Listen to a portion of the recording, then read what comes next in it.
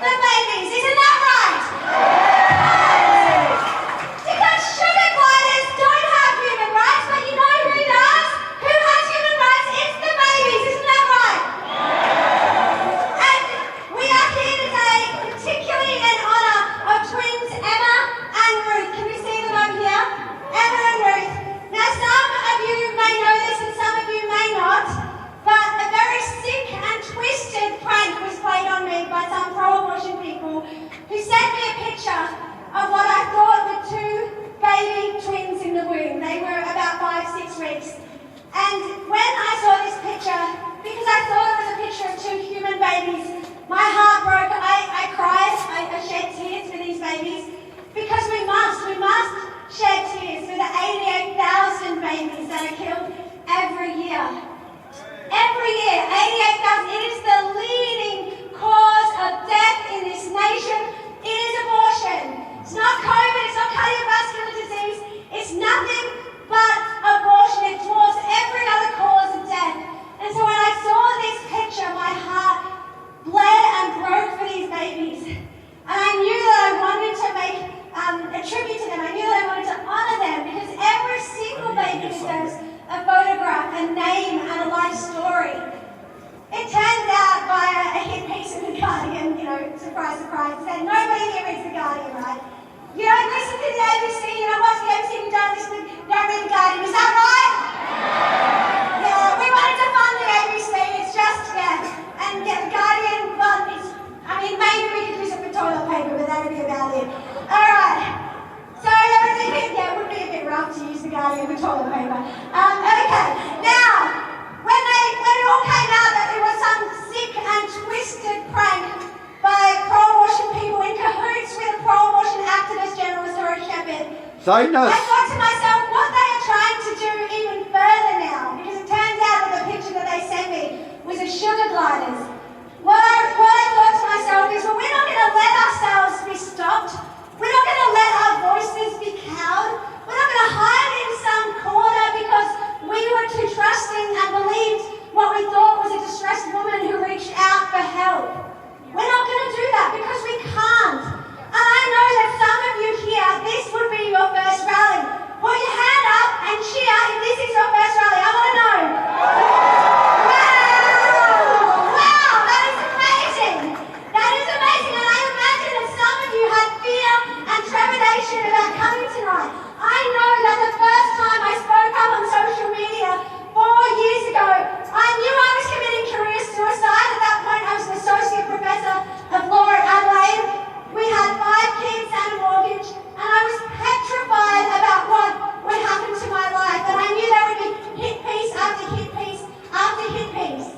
I knew that would happen, and I know that you guys who came today to your first rally, that you would also have some of those fears. But human babies are not sugar gliders, they are human babies. And so today, we stand for Emma and we stand for Ruth. Every day in this country, 7 sets of twins are aborted. Little babies like Emma and Ruth, 7 twins in the womb, and right from that moment of fertilization, twins are connected. There's imaging of them in the womb holding each other, wrapping their arms around each other. When they come out of the womb, if you separate twin babies at night, they don't sleep as well, but if you put them in the same cot, and yet every day in this country, 7 Emma and Ruths are killed through the monstrosity of abortion. We are here. We're here to be their voice. So no matter the fear or the cost, we are here to stand for them. Now, a very brave woman, Susan Carter, who is in the Parliament as a member of the Liberal Party, has been standing for the babies for most of her adult career. It's not just while she's been in Parliament. This woman is a hero. Please welcome Susan Carter. Thank you, Jo, and thank you all for being here. It's good to know that none of us stand alone, and I recognise my colleagues standing on the steps of Parliament who are standing with us as well.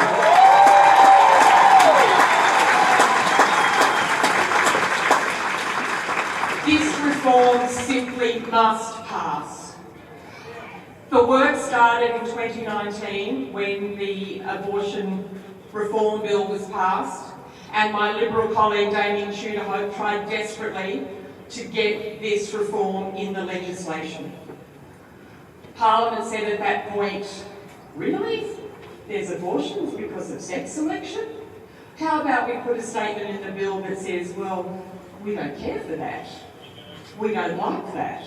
And we'd rather they didn't happen. Well, the sad truth is that they do. Now, I know a number of you will have received letters from politicians who are telling you, what are you worried about this for? There aren't sex selection abortions. I'd like to believe that was the case. But it's just not true. We have university studies which show that it's happening. We have figures from the health department, flawed as they are, that show that it is happening.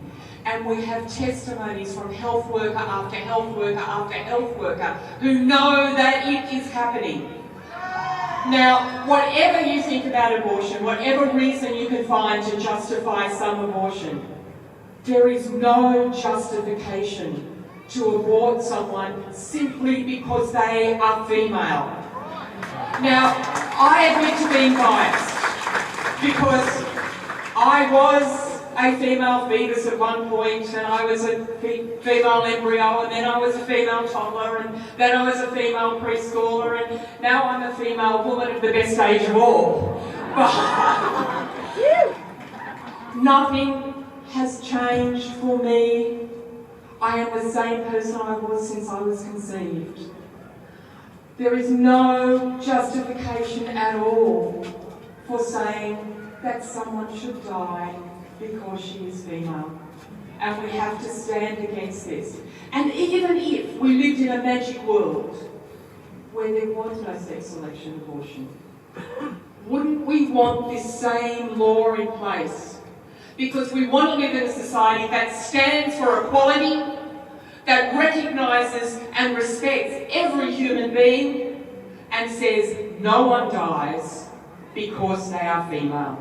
And that's what this law will do. We cannot do it though without all of you. So thank you for being here today, and thank you, Joanna. Thank you, Susan.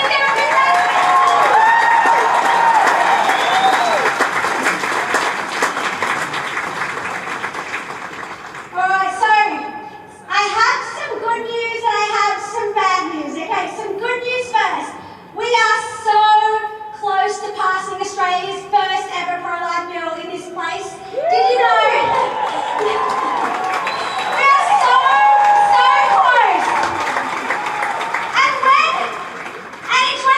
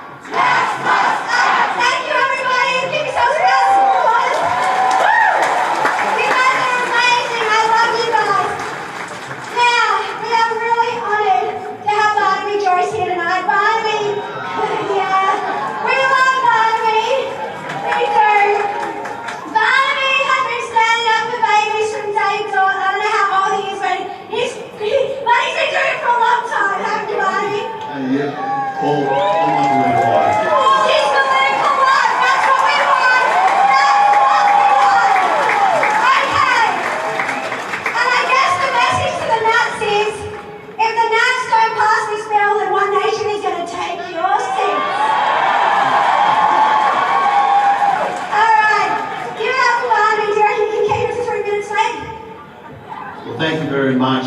First of all, I'd like to thank all of you. Look, you've come out of your, you made the effort to stand up for those who can't stand up for themselves. You are the people who make the difference, and you are to be commended for being here tonight.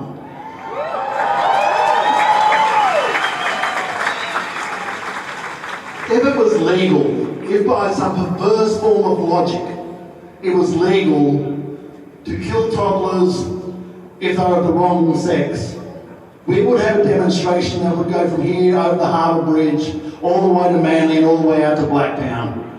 Yet for some unknown reason, if they're in utero, it's okay. It is just perverse logic. People always ask people when someone's drowning, they say, well, why did you swim out to save them? You might have drowned. I said, because it was the right thing to do. He said, but they were with sharks. He said, it was the right thing to do. He said, but nobody saw you do it. It didn't matter. It was the right thing to do. We do this because it is the right thing to do.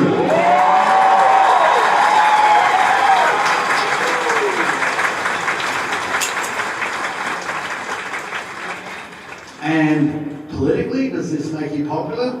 No. Probably lose half your votes every time you do it. But you know why you do it? Because it's the right thing to do.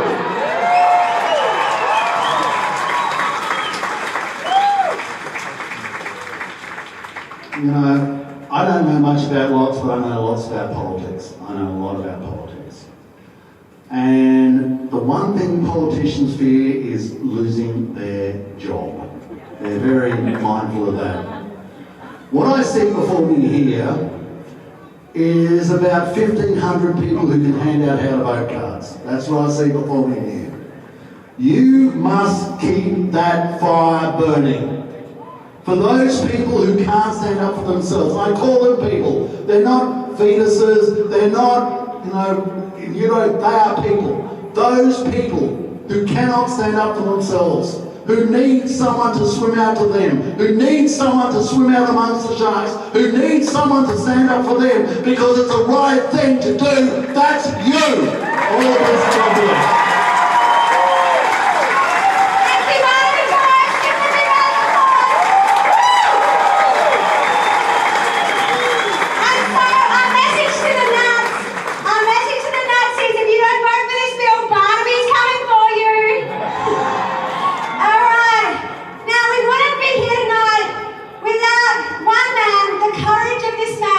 John Ruddick, who introduced this bill. Now, before I welcome him, I do want to say this is the first pro-life bill to be introduced this term of Parliament.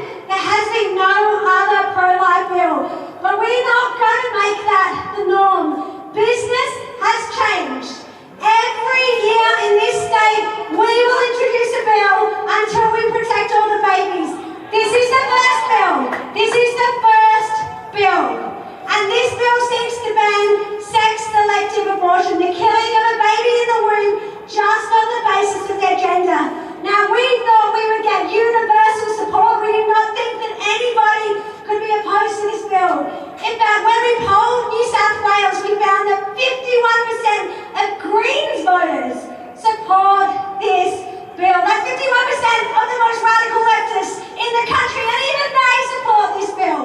So what that means is we're getting very close to passing this bill, but there's still a few votes in the way. So my message is you must email and call the National Party. After this rally in the coming weeks, if it doesn't go to a vote tomorrow, we have to pressure the Nats. We're going to have to letterbox their seats.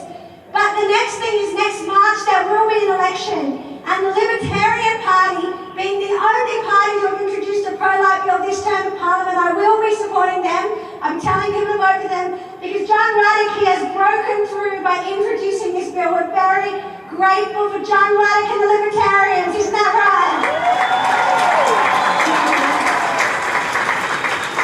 Without John Ruddick, we would not be here today. We would not have this chance to protect the daughters of this state. Can we please welcome John Ruddick? Thank you, Dr. Joe. Look, when we decided to introduce this bill, I was curious to know what the opponents of it were going to say, and I was curious because there are no good arguments against this bill. This isn't really a bill about abortion, it's about, do we think little girls and little boys have equal value? That's what this bill is about. I would have thought the feminists would have loved this bill. But of course, they've got this golden calf that they worship, abortion. They worship death. Now what happened in their arguments? Well, their first one is that it's not happening.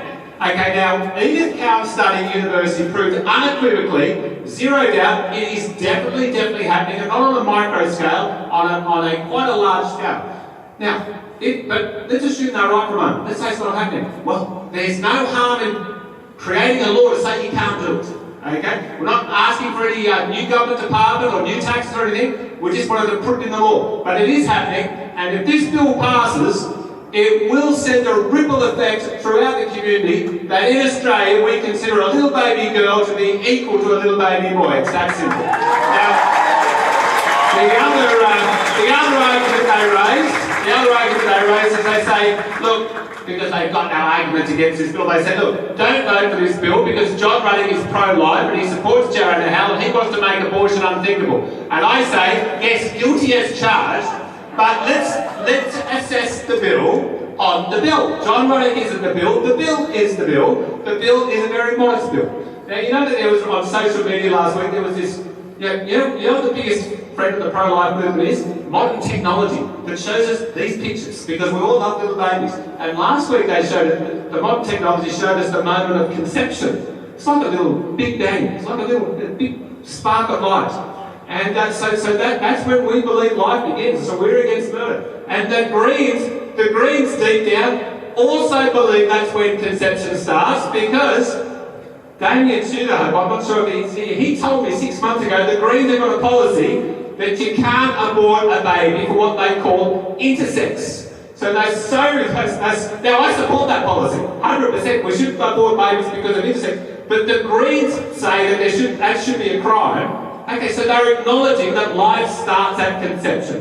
So thank you for being here. We will know tomorrow how long this debate will go on for, but maintain the rate and we're not going to stop. Thank you very much.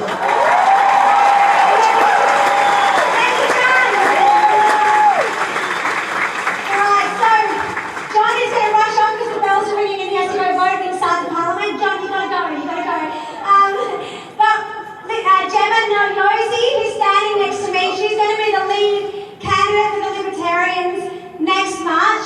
She's a beautiful pro-life woman who stands for the babies, very faithful woman, Gemma is, and she's going to lead us in Amazing Grace. I'm so proud that so many of you have turned up tonight for the unborn girls. I would like you all to sing along with me, so if you want to bring up the lyrics on your phone to Amazing Grace, Hayley Westerner's version, there's 4 verses there. So I'll give you a minute. Before I do start, I do want to dedicate this song to all the babies who never got a chance to live life on this earth. But I also want to dedicate the song to all the mothers, all the women who were coerced into having an abortion, who were pushed into it because their stories don't get told enough. And Amanda Conn of the Greens likes to keep reminding me that we are a minority in this country, that pro-lifers are a minority and that most Australians support abortion. And I want her to know that we don't care, because we may be a minority, but we are going to be a loud minority and we are going to fight for what is right.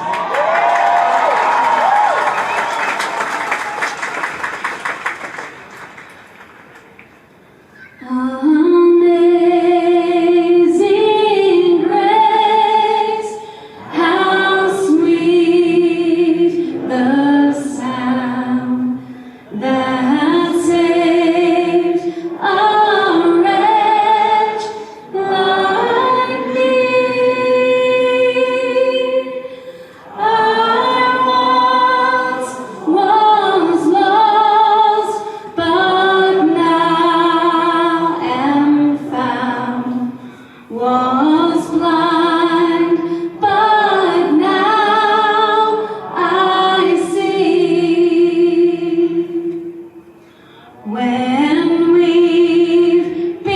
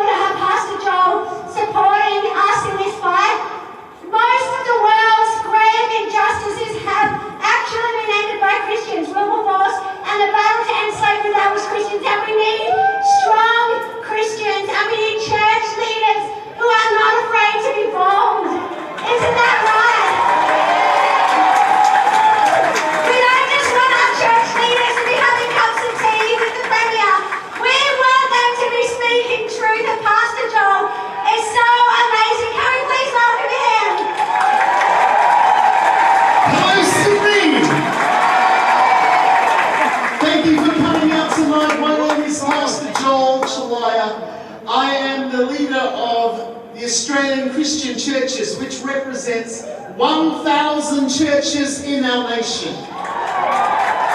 Let me start off by saying tonight, I'm not here as an activist. I'm here as a pastor. I'm here as a Christian. I'm here as a disciple. My calling is to love people. My calling is to care for people. My calling is to help people find hope in Jesus. But my calling is also to encourage Christians to be the salt and light of the world around them.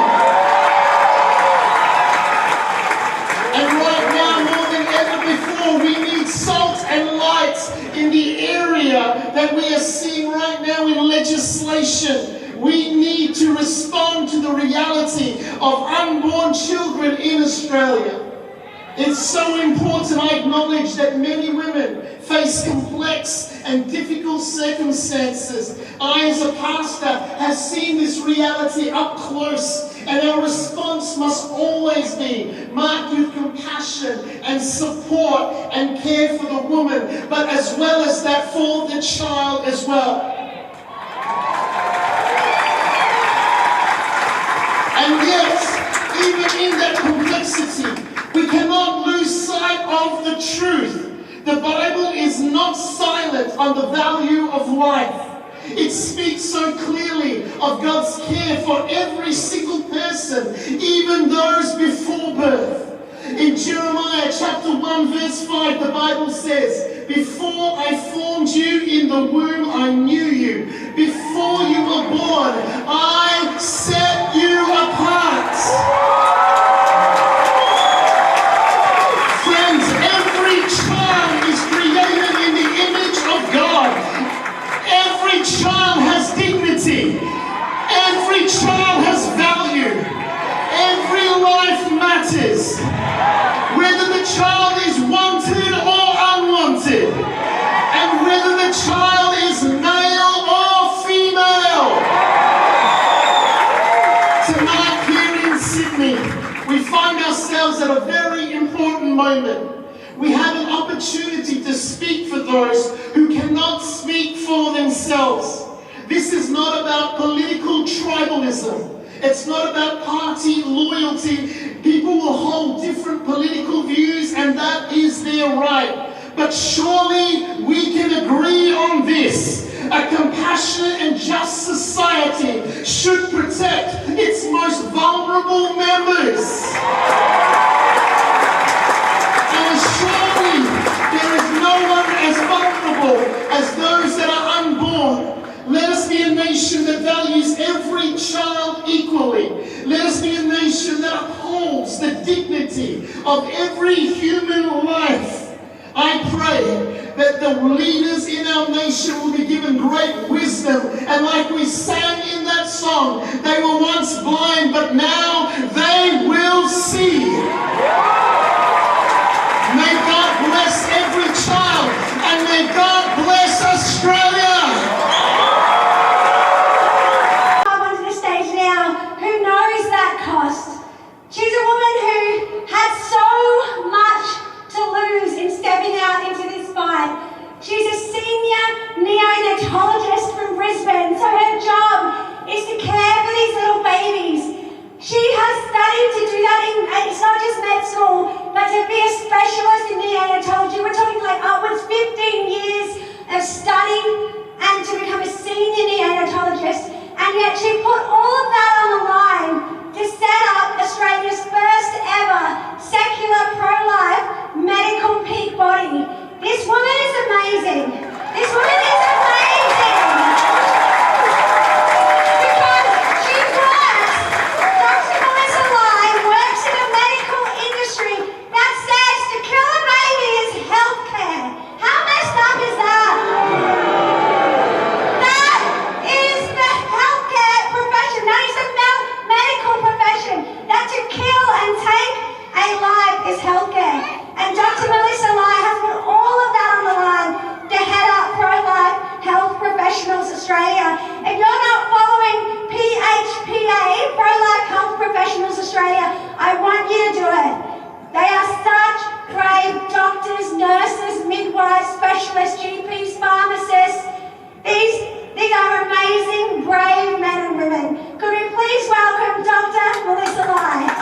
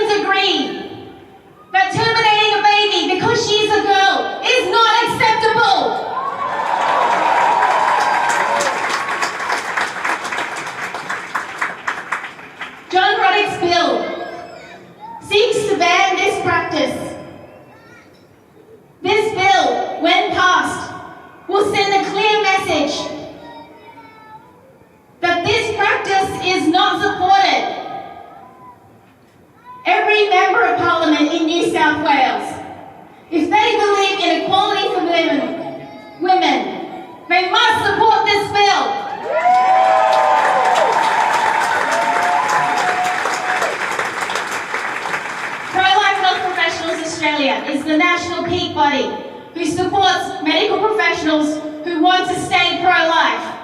They want to be able to practice life-affirming healthcare, to practice and provide excellent reproductive healthcare without being involved in elective terminations.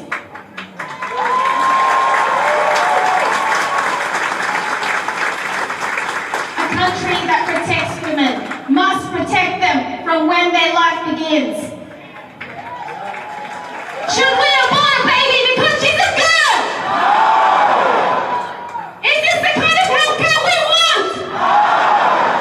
Do we want this bill to pass? Thank you for coming out tonight. Thank you, Professor Joanna Howe. Thank you, MLC John Ruddick. Join PHPA, phpa.life.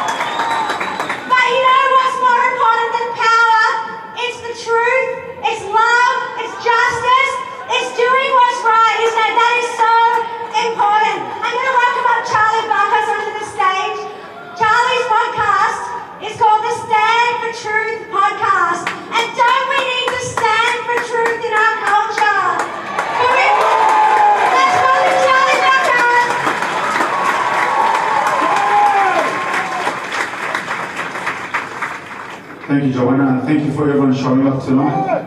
This time last year was probably half as much as this crowd, and unbelievable. Thank you for everyone who's come out. I want to address two things. The first thing is numbers. For the politicians who don't care about the babies, New South Wales has 8.6 million people, 4 million Christians. If they don't care about the babies, they should care about the vote. 46% of New South Wales is Christian. 53% is of faith. So, for the ones who don't care about the babies, you should be caring about the numbers. Christ is King. Now, the other thing I'm going to address is the babies. Last week, Joanna asked me to do a speech up here, and I thought, what am I going to talk about?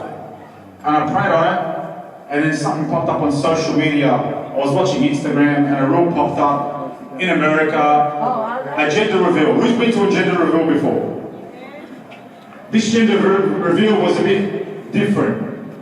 The lady popped the balloons, blue clouds come up. She was excited that it was a boy, so she can abort the baby during the gender reveal. She had a live abortion on Instagram. If you're disgusted with that, just imagine some of these politicians here are trying to make that legal, trying to keep that here in Australia. That's what we need to be stopping right today, okay? At the last rally, somebody was screaming out, abortion is murder. Abortion is murder. And Christ is King. God bless you all.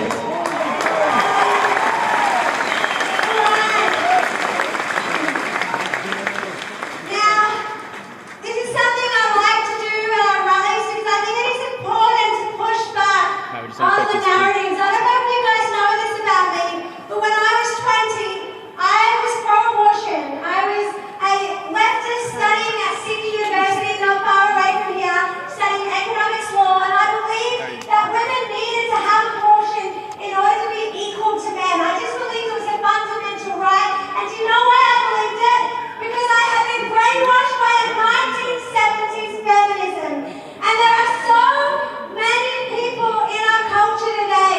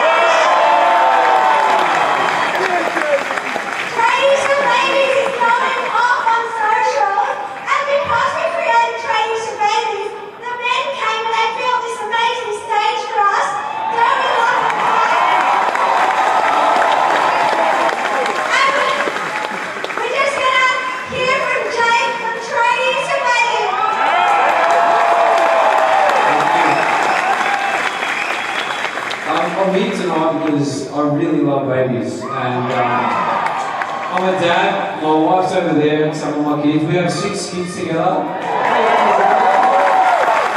And I would just keep having babies, but we've got to stop. I love babies so much, and a builder mate of mine rang me about 6 months ago. He said, "Oh, Joe, send a video to this Tradies for Babies mob." And I didn't have social media at the time, so I just emailed it. And then I didn't even know if they posted it. I didn't see the backlash because I'm not on there. And then I get a call from one of the designers and architects, from the director actually, rings me up and goes, "Jay, what have you done?" And I said, "I don't know, what have I done?" And then he starts reading me a letter of some hate mail that they got. It was about me because I posted the video that's basically, supporting pro-life and that I support these precious little babies. And so someone's, trying to cause trouble, and they've said, "Oh, Jake's this and that," and it was pretty full on. And then a few more things happened like that. And so after that, I thought, let's post some more videos. So I did.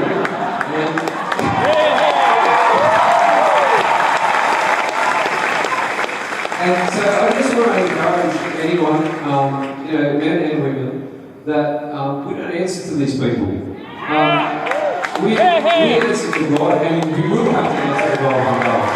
And now that we know that this crazy bullshit goes on, you can't stand for it. It's got to stop. We have to stand up. And especially for men as well, we are put on this earth to provide and protect our families, but not just for our families, for society, and for vulnerable in society, and there's no one more vulnerable than these babies.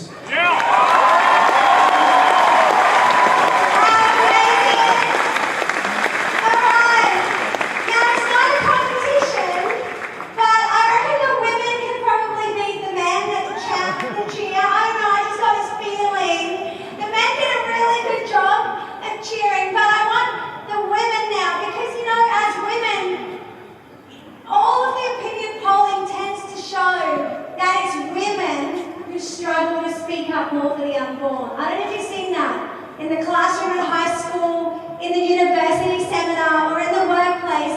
It's the women who are so afraid of voicing for the unborn. It's not just the men who have been told to mind their own uterus. It's women who have been told, if you are not pro-abortion, then you are not one of us. And so we, the sisterhood, must actually reclaim what it means to be a woman, to nurture the children, whether they are physically within us or spiritually amongst our midst. We are all called to motherhood. We are all called to love the children in our lives and our communities. That is what it means to be a woman. A woman is someone who loves and nurtures and protects. And a woman is strong. She fights. She speaks. She's not afraid. And so to the women in this crowd, I want to say to you, when the moment comes, and the moment will come, I want you to speak for the babies. I want you to find your voice for the babies. So in a minute, I'm going to ask you to roar your lungs out for all of the Australian babies, the ones that we lost last year, the ones we will lose this year, and the ones we will lose every year after today unless we fight and scream and roar. You are a woman, and you want to stand for the babies. Let me hear you roar.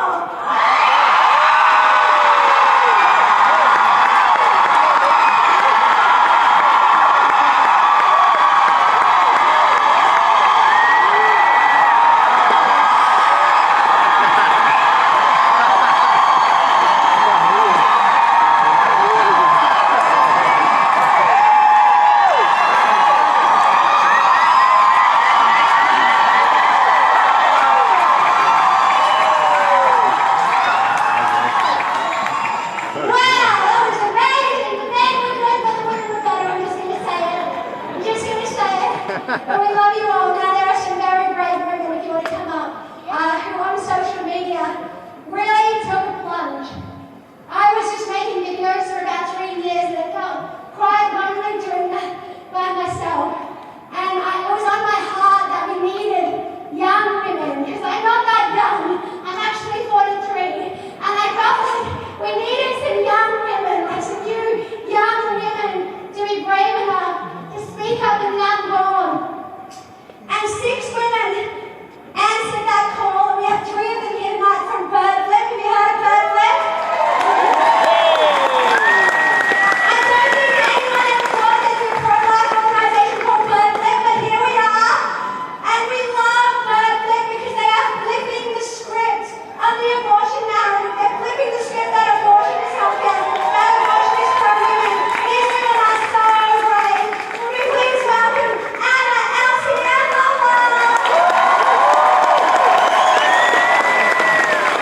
Good evening, everyone. How are we? Amazing. We are here tonight because we care about women. And as young women, it's just always assumed that because you're young and you have a uterus that you want to kill babies, that abortion is liberation and abortion is a human right, a woman's right. But we're here to say that we're sick of that. We are so sick of this cheap solution. We are so sick of being told that it is pro-women to kill our children, let alone our daughters. And enough is enough. We want to believe in a world where women deserve so much better than abortion, and all babies deserve life. So guys, if you have any voice left, we are going to ask you to use it and to raise it, and hopefully even lose it, because we're going to make some noise!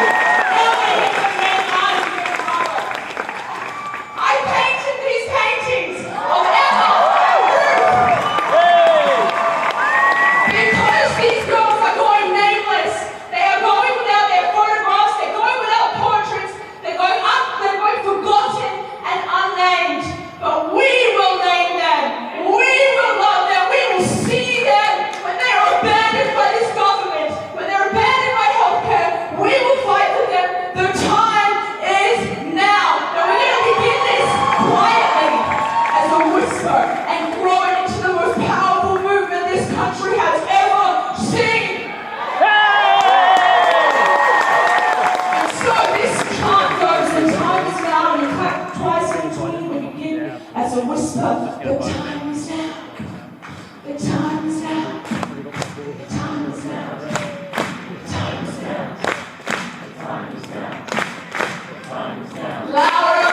The time is now. The time is now. Louder. The time is now.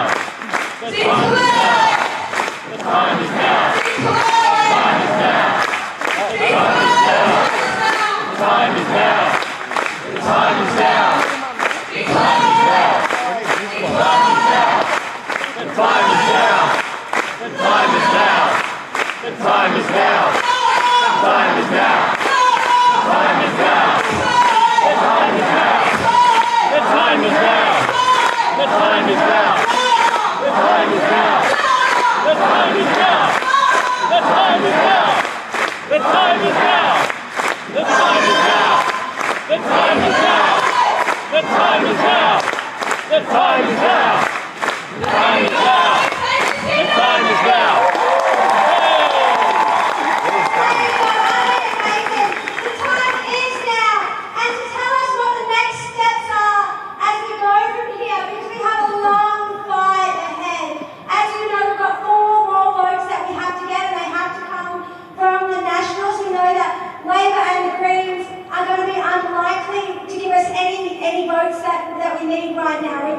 we know that. And that we have to remember that next March, don't we? We have to remember this next March when we vote. But between now and when this bill goes to a vote, there's 4 votes and those are Nationals MPs. Now, Josh Rowe from Australian Christian Lobby has been one of the most amazing supporters in putting all of this together. He's a really hard-working man, a dad of young children, and I'm very grateful to Michelle Pearce and Josh from the Australian Christian Lobby for the work that they do. And so Josh is going to tell us what our future is, what our next steps are. Could you please welcome Josh Rowe?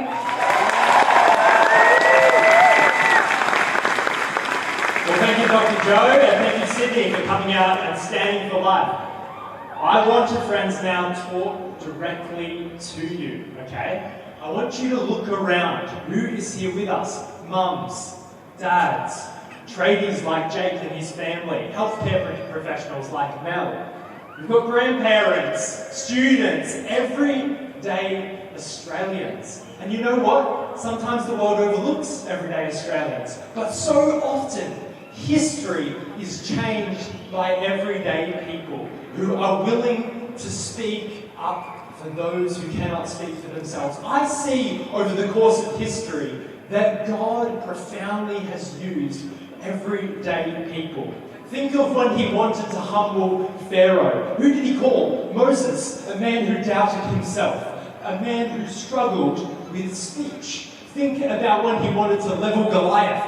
Did he pick someone of power? A king? A warrior? No. A humble shepherd boy, David. Or what about Jesus' team when he wanted to change the very fabric of our world? He chose fishermen, tax collectors. Shout out to anyone from the ATO, you're welcome here tonight. Ordinary people.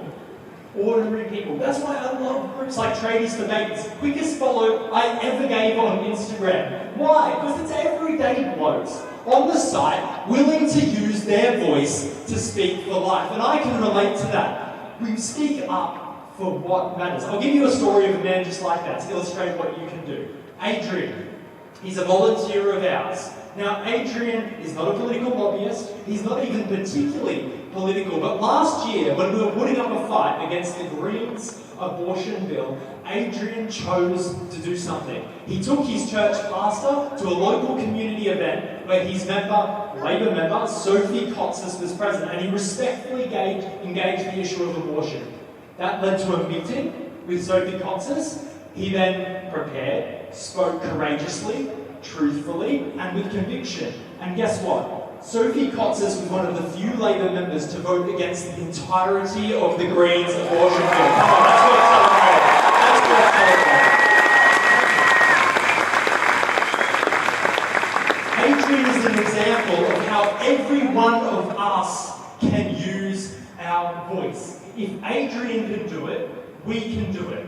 Okay? If Adrian can do it, we can do it. Because a movement is not created by one famous person or one organisation. It's created by thousands of men and women who are willing to use their voice to speak. History is changed by people like these. History is changed by people like you and you and you and you. So we must find our voice to speak. We must find our voice to speak. I'll finish with this.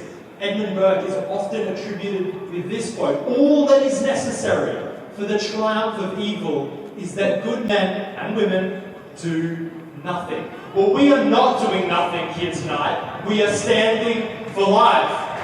We are standing for life.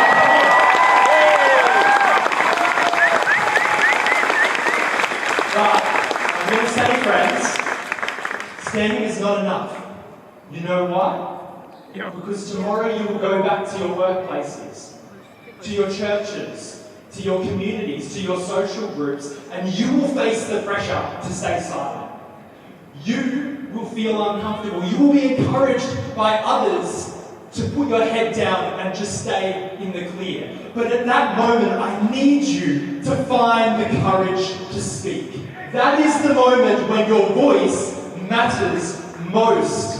Because we all have a voice, and we all have a choice, and we must use that in order to speak for those who can't speak for themselves. Now I'm going to finish with this. When I say, who will speak for life, you say, I will speak for life. Who will speak for life? I will speak for life. Who will speak for life? I will speak for life. One more time, louder. Who will speak for life? I will speak for life. Thank you, Sydney.